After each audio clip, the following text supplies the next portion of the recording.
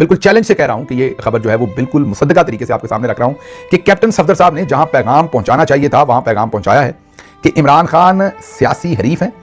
उनके साथ मुकाबला सियासत की हद तक किया जाए, दुश्मनी को इतना दूर ना लेकर जाया जाए कि सब कुछ जलकर खाक हो जाए। उन्होंने ये कहा कि अगर इस आग से खेला गया तो खेलने वालों के हाथ भी जल जाएंगे और सब कुछ जल जाएगा।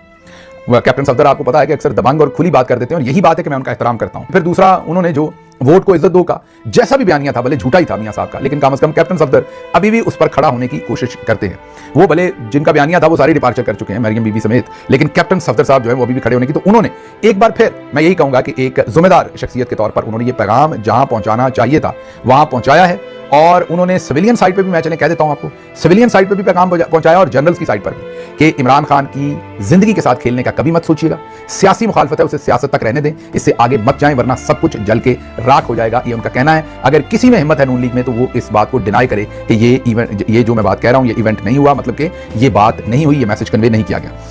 अब मोहम्मद जुबैर ये कह रहे हैं कि मरी मुलाकात का एक शाखसाना जिसमें इमरान खान को ठिकाने लगाने की अब जो ख्वाहिश है लोगों के दिलों में वो आपके गले पड़ जाएगी। जाहिर है जनरल साहबान को ये पैगाम दे रहे हैं और वो कह रहे हैं कि इससे पाकिस्तान को शदीद नुकसान पहुंचेगा। अगर आपको लगता है कि ये भुट्टो साहब की तरह आप ये करके निकल जाएंगे तो इमरान खान भुट्टो नहीं है,